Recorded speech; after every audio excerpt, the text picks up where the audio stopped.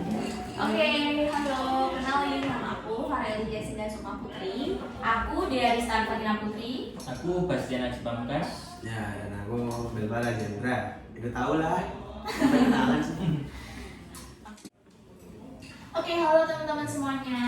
Halo. Nah, di kesempatan kali ini kita akan membahas terkait sengketa merek dagang antara MS Glow dan PS Glow. Nah, kalau kita membahas tentang kasus sengketa merek dagang ini pasti berkaitan dengan HAKI atau hak atas kekayaan intelektual. Nah, HAKI itu apa sih sebenarnya?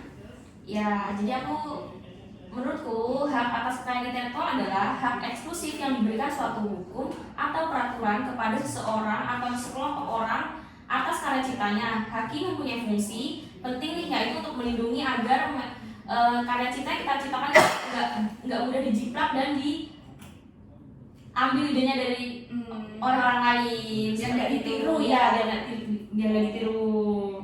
Nah, kan kasus yang kita angkat ini sengketa merek dagang, pastinya berkaitan erat juga dengan merek dan merek dagang.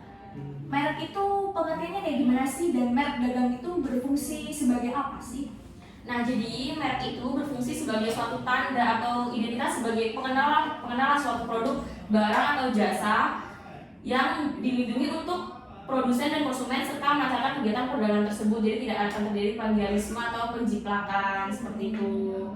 Dan merek dagang sendiri adalah merek yang digunakan pada barang yang diperdagangkan untuk membedakan dengan barang-barang sejenis lainnya. Jadi merek itu untuk membedakan, misal logo, nama, angka, dan lain-lain itu pasti berbeda-beda, dan itu adalah identitas untuk membedakan satu jenis barang dari satu jenis barang lainnya, seperti itu. Oh, berarti sebagai identitas ya, biar Ya, tidak benar. dijiplak orang lain, tidak ditiru oleh orang lain. Oke, nah kan kalau sengketa tanah ini pasti kita sering dengar, Ya. ya dong, mahasiswa hukum. Nah, kalau sengketa merek dagang, kalian sering dengar nggak? Tahu nggak? Meski tahu sedikit nggak tentang sengketa merek ini? Pernah dengar? Nah, sengketa merek merupakan sengketa yang dapat terjadi antar pelaku usaha ataupun antar pelaku usaha dengan Kementerian Hukum dan Hak Asasi Manusia di Indonesia. Nah, Terus kalau semisal terjadi sengketa merek, upaya-upaya apa aja sih yang bisa kita lakuin untuk menyelesaikan sengketa tersebut? nah, untuk upaya tersebut ada 3, yaitu secara perdata, pidana, dan hukum tata usaha negara. Yang pertama, secara perdata berupa pengajuan gugatan pembatalan merek, penghapusan merek, gugatan yang atas pelanggaran merek, dan gugatan atas putusan komisi banding merek. Yang kedua, untuk secara pidana dapat dilakukan apabila terdapat delik aduan maupun apabila terdapat pihak lain yang tidak memiliki hak atas merek dimaksud melakukan produksi dan atau memperdagangkan tanpa izin. Untuk tata usaha negara dalam sengketa merek dapat dilakukan gugatan terhadap putusan penghapusan merek terdaftar atas Prakarsa Menteri Hukum dan HAM. Nah, itu. Jadi aku mau nanya nih, ada nggak ya tata cara dalam menyelesaikan sengketa merek tersebut? Ada cara-caranya nggak? Ada cara-caranya nggak nih? Gitu. Nah, perlu diketahui sebelum mengajukan gugatan terdapat beberapa hal yang harus dipersiapkan oleh pihak penggugat, yaitu berupa surat kuasa, surat gugatan, bukti legalitas kepemilikan merek, menginventarisir bukti-bukti kuat untuk gugatan, dan melakukan registrasi ke pengadilan. Nah, Oh, gitu. jadi seperti itu ya tata caranya. Oke. Upaya-upayanya juga banyak ya ternyata, Iya. mungkin cuma 1-2 aja, ternyata berbeda. Oh ya, aku juga mau nambahin nih kayak di upaya penyelesaian sengketa merek ya. Jadi itu suatu sengketa merek tuh bisa diselesaikan di luar pengadilan. Oh, seperti apa tuh? Jadi itu melalui, ya ada 2 sih kalau nggak salah. Ada yang pertama tuh melalui arbitrase. Nah, ketentuan penyelesaian sengketa merek itu melalui arbitrase itu mengacu pada Undang-Undang Nomor 30 Tahun 1999 tentang arbitrase dan alternatif penyelesaian sengketa. Jadi itu jalur alternatif loh. Nah, proses penyelesaian sengketa di lembaga arbitrase ini hampir sama dengan proses penyelesaian sengketa di pengadilan negeri, yaitu adanya prosedur beracara. Namun proses beracara lembaga arbitrase itu kayak jauh lebih sederhana lah ketimbang yang di pengadilan negeri. Nah, ya, Jadi memang banyak ya upaya-upaya penyelesaiannya. Nah, jadi itu ada lagi juga nih, satu lagi ada. Nah, yang kedua tuh alternatif penyelesaian sengketa atau bisa disingkat APS. APS ini merupakan pilihan penyelesaian sengketa di luar pengadilan. Nah, kata alternatif ini menunjukkan bahwa para pihak yang bersengketa bebas melalui kesepakatan bersama memilih bentuk dan tata cara apa yang terdapat dalam alternatif penyelesaian sengketa dan akan diterapkan kepada penyelesaian sengketanya.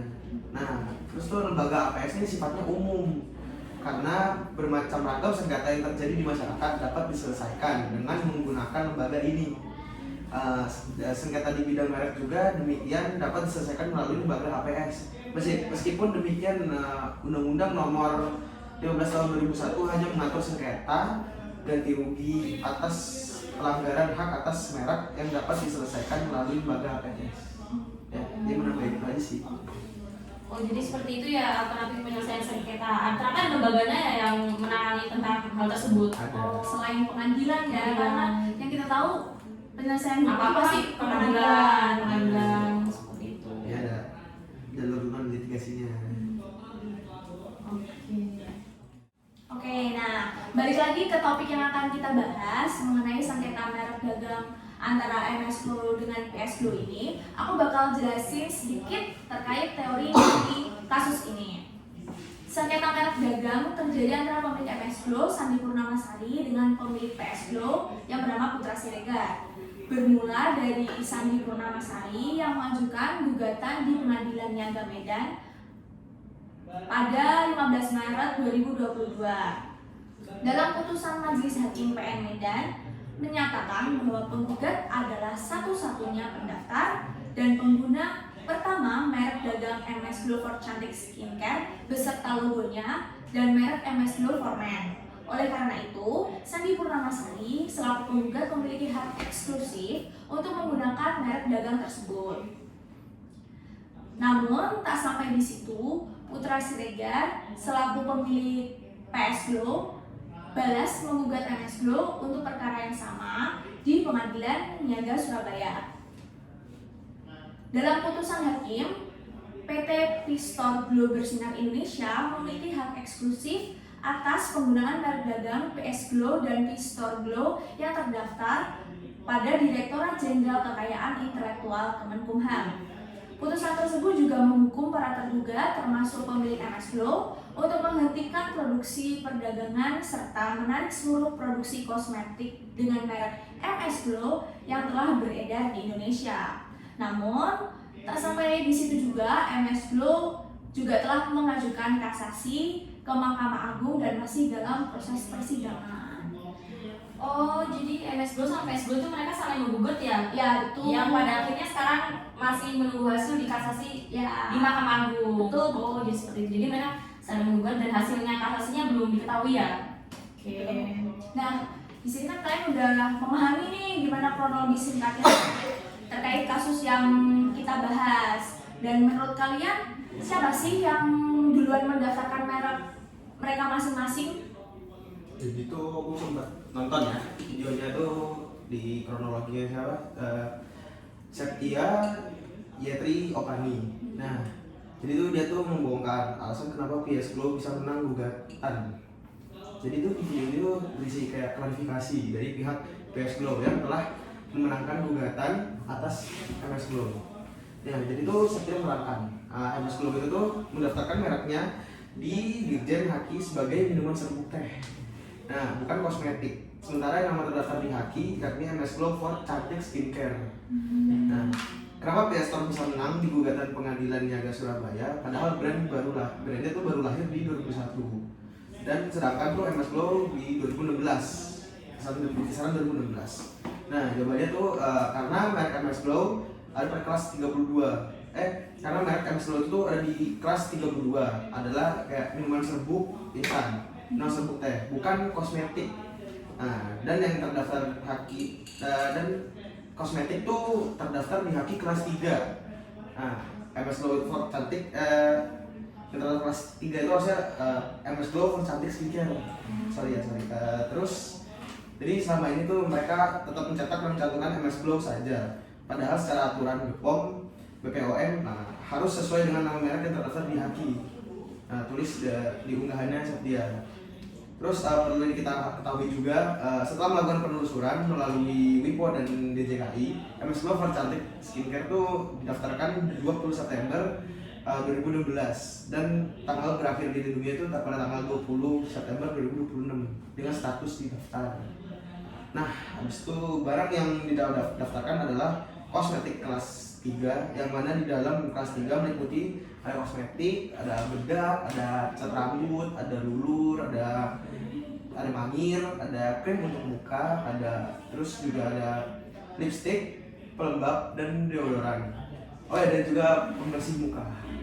Nah, jadi tuh PS Store Glow juga mengajukan permohonan pendaftaran pada 6 Mei 2021 dengan kelas 35 dan kelas 3 dengan status dalam proses ya, karena sedang sengketa. Gitu. Jadi seperti itu ya, masalah nama dan masalah kalau MS Glow itu kan, kalau cuma MS Glow yang daftarkan itu minuman. Sedangkan di pasaran ini kan kosmetik.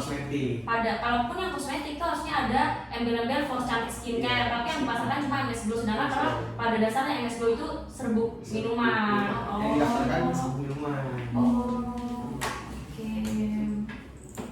Nah, kalau menurut penjelasan yang tadi sudah disampaikan, ternyata memang si MS Glow ini udah daftar duluan. Tapi pada pendaftarannya ini dia mendaftarkan sebagai produk minuman, bukan skincare. Itu sebenarnya penjelasannya kayak gimana sih? Oh, jadi sebenarnya pendaftaran merek tentang kosmetika, minuman itu semua sama aja, diatur dalam Pasal 4 Undang-Undang Merek Nomor 20 Tahun 2016 telah dijelaskan tata cara permohonan pendaftaran merek, yaitu dari permohonan pendaftaran merek diajukan oleh pemohon atau kuasanya kepada menteri secara elektronik atau non-elektronik dalam bahasa Indonesia sampai dengan permohonan sebagaimana dimaksud pada ayat 1 wajib dilampiri dengan surat pernyataan kepemilikan merek yang dimohonkan pendaftarannya. Untuk MS Glow for Cantik Skincare sebenarnya itu nggak ada masalah, mau namanya MS Glow for Cantik Skincare itu nggak ada masalah. Tapi yang dipasarkan ternyata namanya cuma MS Glow doang. Dan kalaupun MS Glow doang itu berdasarkan harusnya minuman, jadi yang harusnya dipasarkan itu minuman. Kalaupun mau pasarkan kosmetik harusnya pakai embel-embel for Cantik Skincare. Nah, seperti itu. Jadi yang dipermasalahin pihak PS Glow adalah yang berdasarkan MS Glow kan MS Glow for Cantik Skincare. Tapi yang dipasarkan itu cuma MS Glow doang, udah gitu kosmetik. Kalaupun MS Glow doang kan harusnya minuman, nah gitu. Dan juga pemohon merek dan pada 2017 itu partner dari Sandi Purnamasari yaitu Maharani Kemala juga mengajukan lagi permohonan pendaftaran merek dengan nama New MS Glow, tetapi ditolak. Dan sampai sekarang mereka masih menggunakan tulisan MS Glow pada produk-produk mereka yang dipasarkan, padahal itu sudah ditolak, bukan itu sebuah pelanggaran melakukan memasari merek yang ternyata sudah ditolak seperti itu. Jadi itu yang dipermasalahkan oleh PS Glow seperti itu. Nah, terkait apa yang sudah disampaikan oleh teman kita ini, penggunaan sebuah merek yang nggak sesuai dengan merek yang sudah didaftarkan itu akibatnya kayak gimana sih? Apakah ditolak, bisa dibatalkan, atau memang melanggar undang-undang atau hukum yang ada di Indonesia? Itu kayak gimana sih dasar hukumnya? Kalau penggunaan sebuah merek yang nggak didaftarkan itu ya, kalau menurutku sih ditolak sih. Soalnya kalau kita mau memperjualkan barang sesuatu dengan ada merek, itu kan harus daftarkan dulu ya. Itu harus jelas, harus sesuai dong. Kalau nggak sesuai, bisa ditolak. Terus juga sumber hukumnya untuk memperkuat itu tuh ada di pasal 16 kalau nggak salah ya. Nah, ada tuh ada di pasal 16 ayat 2B ya. Ayat 2B. Ya. Pasal ayat 2B. Oh iya. Aku jelasin ya. Pasal 16 ayat 2B itu dituliskan permohonan ditolak oleh menteri dalam hal merek yang dimohonkan mempunyai persamaan pada pokoknya atau keseluruhannya dengan kalau kita ambil masalah ini adalah 2B. Jadi kita ambil di huruf B itu merek terkenal milik pihak lain untuk barang dan atau jasa sejenis. Jadi mereka legal standing PS Glow menggugat MS Glow itu dari situ pasal 16 ayat 2B. Nah, seperti itu. Kasih loh diingetin. Iya. Punya lupa lagi. Oke, nah sebenarnya pada kasus sengketa merek dagang ini akibat-akibat hukum apa sih yang bakal terjadi? Nah, akibat hukum apabila pihak yang menemukan merek pertama kali belum mendaftarkan mereknya pada Direktorat Jenderal Kekayaan Intelektual atau DJKI, maka pihak lain dapat mendaftarkan merek dengan nama yang sama. Dan pihak tersebut yang akan mendapatkan perlindungan hukum yang sah, dan apabila hal tersebut terjadi, maka pihak pertama yang menemukan merek akan merasa sangat dirugikan, namun tidak bisa melakukan tindak hukum karena memang belum terdaftar mereknya. Nah, pihak yang menggunakan dan meniru merek yang telah didaftarkan sebelumnya menimbulkan akibat hukum berupa sanksi dipidana sebagaimana pengaturan dalam pasal 200 ayat 2 UU Merek dan Indikasi Geografis yang menentukan bahwa setiap orang yang tidak memiliki hak dalam penggunaan merek yang mempunyai persamaan pada pokoknya dengan merek terdaftar milik pihak lain untuk barang atau sejenisnya yang diproduksi maupun diperdagangkan akan dipidana dengan pidana penjara paling lama 4 tahun dan atau denda paling banyak 2 miliar rupiah. Itu. Oh, jadi seperti itu ya. Belajar sengketa merek yang meliputi penjiplakan merek, peniruan merek akan terkena sanksi pidana, bisa diancam penjara dan juga denda ya. Oh, seperti Jadi itu. memang penting banget ya pendaftaran merek itu. Soalnya apabila tidak didaftarkan ya tidak akan dilindungi. Iya. Kalau itu didaftarkan dan meniru ya akan terkena pidana seperti itu. Ternyata besar banget ya dendanya 2 miliar loh. Jadi kita jangan ada yang niru mereknya orang Ya, ya. jangan guys. sembarangan ya. Kita nggak boleh sembarangan jiplak logo dan lain-lain. Dan for your information aja, kalau setelah aku baca-baca, kalau mau mengetahui merek-merek ini udah didaftarkan kapan, dilindungi dari kapan, kita bisa searching di WIPO dan di DJKI. Ada webnya, kita tinggal searching aja, mau searching produk apa, nanti bakal muncul itu kapan didaftarkan, kapan berakhirnya, jenisnya apa, masuk kelas merek apa, seperti itu. Jadi sekarang kan teknologi udah maju, jadi kita udah Ya, bisa. jadi kita harus juga peka ya Iya. terhadap kemajuan teknologi. Kita cari informasi sebanyak-banyaknya supaya kita juga nggak kena supaya kita juga nggak rugi juga. Ya, gitu. bener. Oke. Nah, jadi teman-teman aku pengen simpulin nih dari awal pembahasan kita sampai akhir tadi. Jadi hak kekayaan intelektual itu dalam beberapa jenis. Salah satunya adalah merek, dan dalam merek juga ada 2 jenis, merek dagang dan merek jasa. Dan yang kita bahas kali ini ya, dan yang tadi telah kita bahas adalah tentang merek dagang. Merek dagang adalah sebuah identitas atau perkenalan terhadap produk yang dikeluarkan oleh produsen agar tidak terjadi penjiplakan atau peniruan. Nah, seperti itu. Nah, dan di Indonesia ini udah banyak banget terjadi sengketa merek, dan yang baru-baru ini terjadi seperti yang tadi kita bahas, yaitu MS Glow dengan PS Glow itu terkait sengketa merek juga loh. Itu tuh pokoknya mereka tuh saling menggugat. MS Glow menganggap bahwa PS Glow telah menjiplak merek mereka, dan PS Glow menggugat balik menganggap kok MS Glow pasarannya nggak pakai embel-embel for cantik skincare, padahal berdasarkan di haki kan MS Glow for cantik skincare, kok yang di pasaran cuma MS Glow doang, seperti itu. Nah, sengketanya itu berlanjut terus sampai sekarang naik ke muara terakhir, yaitu di Mahkamah Agung, dan kasasinya masih ditunggu-tunggu, seperti itu. Nah, dan ada beberapa upaya juga untuk menyelesaikan sengketa merek ini. Ada upaya perdata, upaya pidana, dan upaya tata usaha negara, seperti itu. Dan pada dasarnya ini dari awal kan mereka kiranya ini rebutan merek, dan sebenarnya PS Glow ini tuh nggak permasalahin mau namanya MS Glow eligible for cantik skincare kayak apakah, tapi kok yang dipasarkan itu nggak pakai embel-embel for cantik skincare, padahal kalaupun nggak pakai embel-embel for cantik skincare kayak cuma MS doang ya, itu kan minuman serbuk, bukan kosmetik, seperti itu. Jadi itu udah melakukan pelanggaran loh, seperti itu. Dan terdapat akibat hukum juga apabila misalnya pendaftaran merek tidak didaftarkan, nah itu kamu tidak akan mendapat perlindungan hukum. Dan kalaupun misal kamu mendaftarkan tapi meniru atau menjiplak, yang ada kamu malah kena sanksi, yaitu tadi bisa dapat 4 tahun penjara dan denda 2 miliar rupiah, seperti itu. Jadi kita harus hati-hati ya guys dalam membuat logo dan lain-lain. Kita harus searching dulu caranya dan apakah ada logo yang sama, kita bisa searching di WIPO dan JDKI.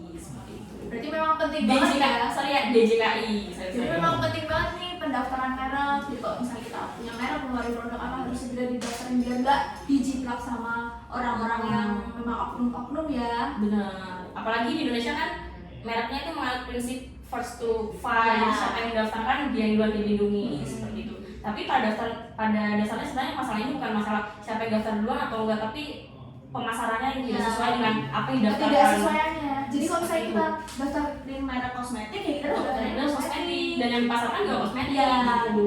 Jangan mereknya apa yang didaftarkan apa, yang dipasarkan apa, seperti itu. Nah, itu permasalahannya seperti itu, teman-teman. Oke, mungkin itu ya yang tadi kita bahas terkait sengketa merek dagang antara MS Glow dan PS Glow. Semoga hasil diskusi kita, hasil sharing-sharing kita kali ini bisa bermanfaat untuk kita ke depannya. Terima kasih buat teman-teman yang udah hadir. Mungkin ada yang mau disampaikan? Aku mau menyampaikan ya. Ini kan kita sama-sama belajar, jadi apabila apa yang tadi telah kita paparkan, diskusikan, ada kesalahan atau kurang sesuai, mohon dimaklumi dan boleh dikoreksi, seperti itu. Karena kita sama-sama belajar juga. Oke. Diskusi kita udah kan ya tadi ya? Udah, Udah. cukup. Bas, wasmu deadline jam berapa hari ini? Jam 3. Jam 3? Kenapa jam 3 loh? Nah, ya aku jam 4 sih, tapi nah ya juga kan harusnya. Ya yuk, sudah ya kali ya? Udah, Ada guys. Dan Ada deadline. Tet tereret tet tereret tet tet tereret. Uhuy.